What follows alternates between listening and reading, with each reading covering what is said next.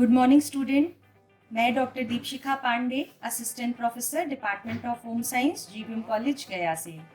बच्चों, जैसा कि आप जानते हैं कि अब आपको परीक्षा देनी है और परीक्षा की तैयारी भी करनी है।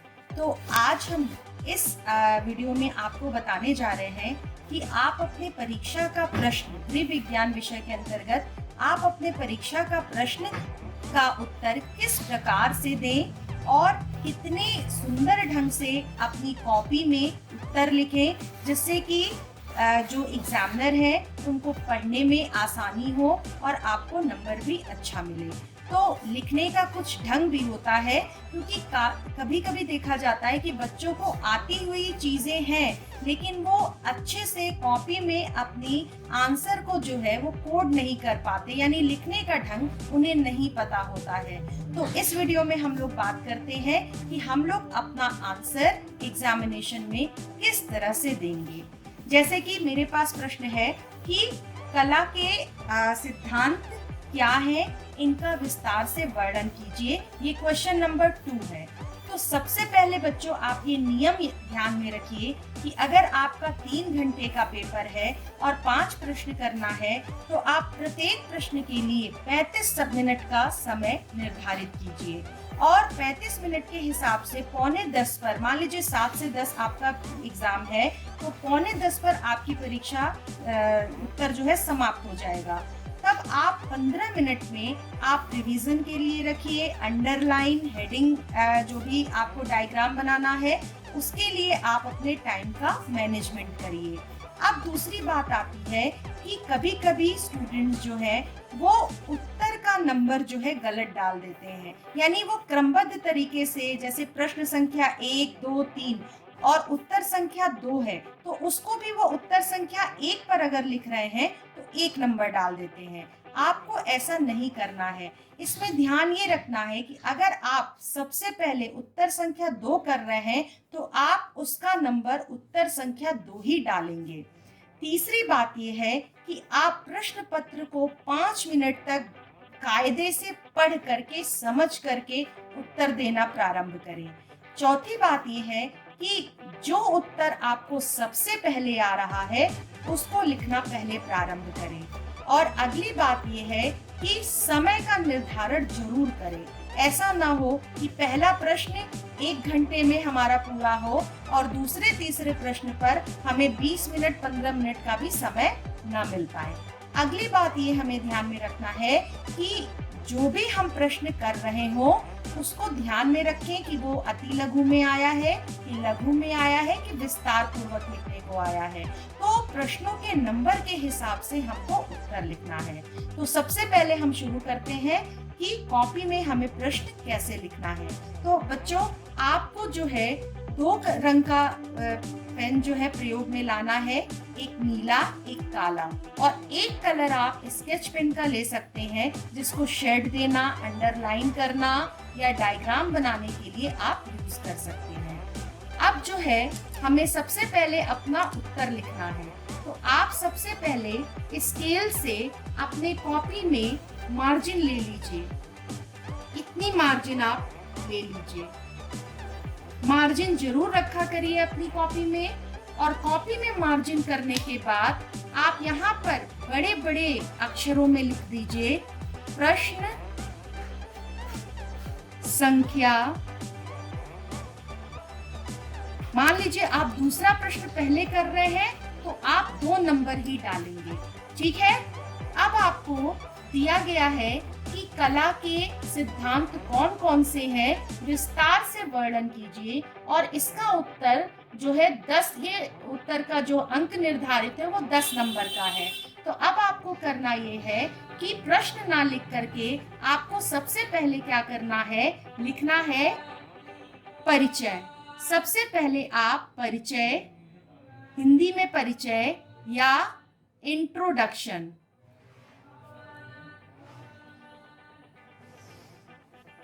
लिख करके ऐसे हेडिंग डाल करके लिख देंगे। कई बच्चे हेडिंग के आगे से ही लिखना शुरू कर देते हैं, ऐसा मत करिएगा। हेडिंग लिखने के बाद जहाँ पर आप ये खत्म कर रहे हैं वहां से लिखना प्रारंभ करिएगा। जैसे मैंने यहाँ पे लिखा कि कला का, अब आपको नीले पेन का प्रयोग करना है जिसमें आपको लिखना है कला का प्रयोग, कला का हमारे जीवन में विशेष महत्व है। इस प्रकार आप जो है इंट्रोडक्शन 100 शब्दों का जो है 50 शब्दों का आप परिचय दे सकते हैं। दूसरा आपको लिखना रहता है परिभाषा। आप परिभाषा के लिए वही प्रक्रिया अपनाएंगे। यहाँ लिखेंगे परिभाषा,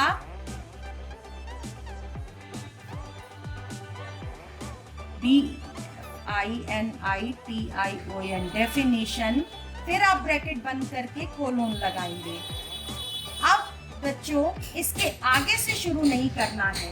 जैसे मान लीजिए लिखा है कला की परिभाषा के लिए जो है स्टेला सुंदर राज के शब्दों में, आप फिर क्या करेंगे, इस नीले पेन का प्रयोग करेंगे और जहां पर ये खत्म हो रहा है यहाँ लिखेंगे स्टेला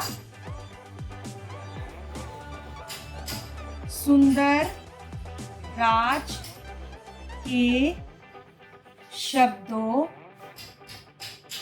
में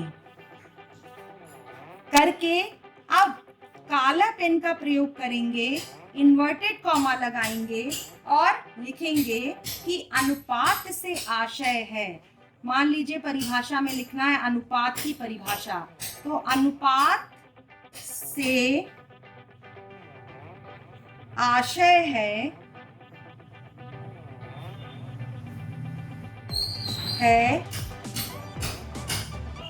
मापों एवं क्षेत्रों का एक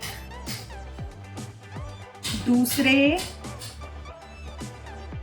से या संपूर्ण रूप से संबंध। ठीक है, इसको इन्वर्टेड कॉमा में बंद करेंगे। ये आपका परिभाषा लिखने का ढंग हुआ। आप ये बात ध्यान रखिएगा, कभी भी जहां पर आप शब्दों में लिख रहे हैं या किसी के अनुसार लिख रहे हैं उसके आगे से नहीं लिखेंगे। आप क्या करेंगे कि उसके नीचे से लिखेंगे और परिभाषा को सदैव काले पेन से आप लिखेंगे और इन्वर्टेड कॉमा में बंद कर देंगे। ठीक है, ये तो आपका परिभाषा लिखने का ढंग हुआ। इसी प्रकार से जब आता है कई कि कला के कितने प्रकार के सिद्धांत हैं, तो हम लोग शब्दों में लिखते हैं कला के 5 प्रकार के सिद्धांत होते हैं। एक पहला नंबर ये, दूसरा नंबर ये, तीसरा नंबर ये। तो आप इसमें क्या कर सकते हैं, आप जो है सुंदर तरीके से इसको डायग्रामेटिक प्रेजेंटेशन दे सकते हैं। जैसे मान लीजिए यहाँ पर हेडिंग आपने डाला कला के सिद्धांत, ये आपने हेडिंग डाला। अब बच्चों आप कर सकते हैं कि कला के सिद्धांत आप जानते हैं 5 प्रकार से होता है, तो आप कोई डायग्राम मेथड यूज कर सकते हैं। जैसे मान लीजिए ये है एक, मैं आपको चार्ट बना करके दिखा रही हूँ कि मान लीजिए ये है, आप इतनी प्रैक्टिस करें कि आपकी जो है स्केल यूज करने की आदत ना रहे। तो जैसा कि आप जानते हैं 5 प्रकार के सिद्धांत होते हैं, 1 2 3 4 और आप एक यहां नीचे लगा दीजिए 5। ठीक है, सबसे पहले मान लीजिए है अनुपात, दूसरा है संतुलन, तीसरा है लय,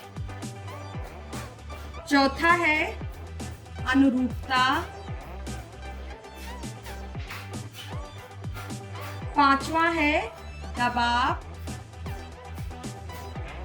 अथवा बल।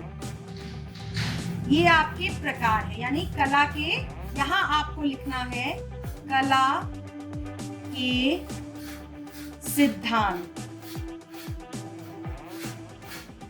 अब इस प्रकार से आप अपने प्रेजेंटेशन को इस तरह से चार्ट के मेथड से देंगे तो जो भी आपकी कॉपी चेक करने वाले व्यक्ति होंगे, एग्जामिनर होंगे, उनके ऊपर सकारात्मक प्रभाव पड़ेगा कि बच्चे को पूरी जानकारी है और इन्होंने अपनी कॉपी को बहुत सुंदर ढंग से प्रेजेंट किया है।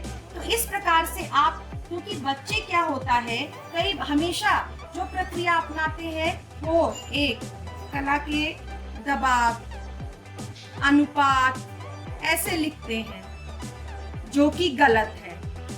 गलत नहीं है, लेकिन आप जो है लिखने की अपनी प्रक्रिया में परिवर्तन लाइए, क्योंकि सभी उत्तर तो सभी का एक जैसा रहेगा, क्योंकि कोई उत्तर बदलेगा नहीं, लेकिन नंबर पाने वाला, स्कोर करने वाला स्टूडेंट वही होगा जो लीक से हटकर, लोगों से हटकर अपने कॉपी में लिखने के प्रेजेंटेशन को बहुत सुंदर बनाए।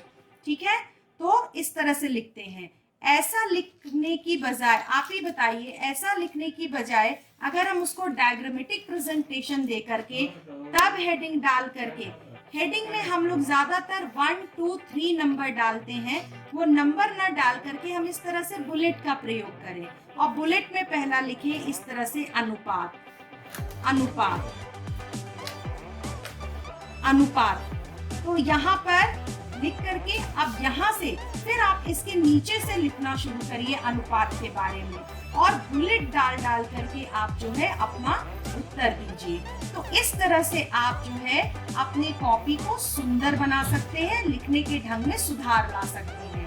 अगली चीज ये है कि जब आपका क्वेश्चन पूरा हो जाता है, आप अपने सारे उत्तर जो है पूरा कर लेते हैं, तो पहले प्रश्न का उत्तर पूरा करने के बाद अंत में निष्कर्ष या कंक्लूजन जरूर डालें। जिस तरह से आप परिचय से अपना प्रश्न प्रारंभ करते हैं, उसी तरह से समापन भी जो है आपके उत्तर का वो निष्कर्ष से होना चाहिए। तो इस प्रकार आप अपने उत्तर को बहुत ही बेहतर ढंग से अपनी कॉपी में लिख सकते हैं। तो इस प्रकार अब आप देखिए कि मैंने काले स्केच पेन का भी, इस रंगीन स्केच पेन का भी प्रयोग किया है।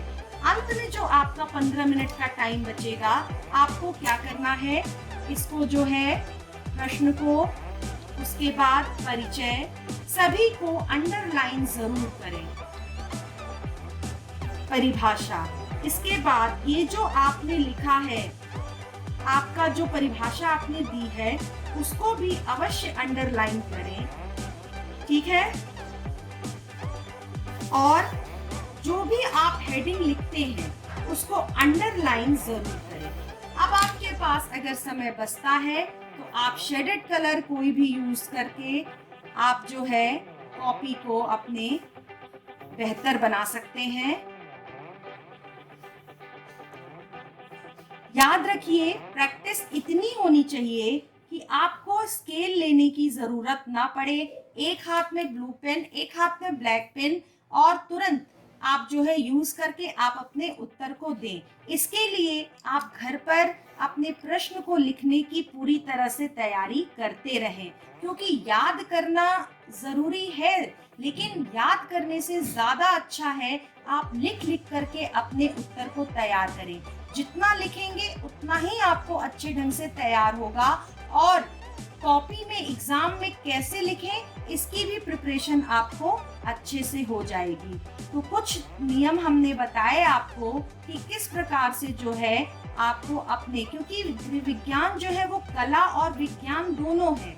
विज्ञान यानी जो आपको सिद्धांत पढ़ने हैं, और कला उस विज्ञान को किस तरह से प्रस्तुत करना है, उस अध्ययन को किस तरह से प्रस्तुत करना है। तो आप देख सकते हैं कि इस तरह से लिखी गई कॉपी जो है वो आपको बहुत अच्छा नंबर स्कोर कराएगी। मैटर भी आपका बेहतर हो, साथ ही आपके लिखने का ढंग भी अगर सुंदर हो, आपकी हैंडराइटिंग अच्छी हो, साफ हो, दूर दूर लिखा गया हो, मार्जिन दे करके लिखा गया हो, तो आप एक अच्छा नंबर स्कोर कर सकते हैं। तो हम लोग एक बार से फिर से समराइज कर लेते हैं कि जैसे कि मैंने बताया कि सबसे पहले आपको जो प्रश्न आ रहा हो उससे शुरुआत करिए, लेकिन प्रश्न संख्या वही डालिए जो कि प्रश्न पत्र में डाला हुआ है और बड़े बड़े अक्षरों में लिखिए। दूसरी बात कि प्रश्न का उत्तर शुरू करने में सबसे पहले हमें परिचय यानी इंट्रोडक्शन से शुरुआत करनी है, और इंट्रोडक्शन लिखने के बाद आगे इसी के आगे से नहीं लिखना है बल्कि नीचे लिखना है, और जो इंट्रोडक्शन में जो चीजें महत्वपूर्ण हैं उनको काले पेन से या स्केच पेन से अंडरलाइन अवश्य कर दें। उसी प्रकार से जब आप परिभाषा लिखते हैं तो परिभाषा की हेडिंग डाल करके सामने से ना लिख करके नीचे से लिखें, और जिसके अनुसार है उसको लिख करके नीचे परिभाषा को काले पेन से लिखें, इन्वर्टेड कॉमा लगाएं और अंडरलाइन करें। फिर मान लीजिए कला के सिद्धांत अगला हेडिंग हमें लिखना है, तो उसके सिद्धांत 5 प्रकार के अगर हैं तो आप उससे पहले उसको एक डायग्राम के माध्यम से उन सिद्धांतों के प्रकार को आप डायग्राम के माध्यम से प्रस्तुत कर दें। डायग्राम को आप कलर भी कर सकते हैं। फिर याद रखिए हमें नंबरिंग नहीं डालना है, बुलेट का यूज करना है, और साथ ही अंत में हमें उत्तर के साथ हमको निष्कर्ष लिखना है। निष्कर्ष में हमको वो चीजें लिखनी है जो हमने पूरे उत्तर के दौरान वर्णन किया है, उसको समराइज करके आप जो है निष्कर्ष में लिख सकते हैं। तो इस प्रकार आप अपने लिखने की शैली को भी बहुत बेहतर बना सकते हैं, क्योंकि कभी कभी होता है कि स्टूडेंट्स को बहुत जानकारी होती है लेकिन वह अपने उत्तर का प्रस्तुतिकरण सुंदर तरीके से बेहतर तरीके से नहीं दे पाता है, जिसके कारण उसके नंबर कम आते हैं। ठीक है, तो आप जिस तरह से अपने खाने की थाली को बेहतर और सुंदर बनाते हैं उस तरह से आप अपनी कॉपी को भी सुंदर बनाइए, अच्छा लिखिए, साफ लिखिए, स्पष्ट लिखिए और सही मैटर लिखिए। कम ही लिखिए लेकिन सही मैटर लिखिए। Thank you.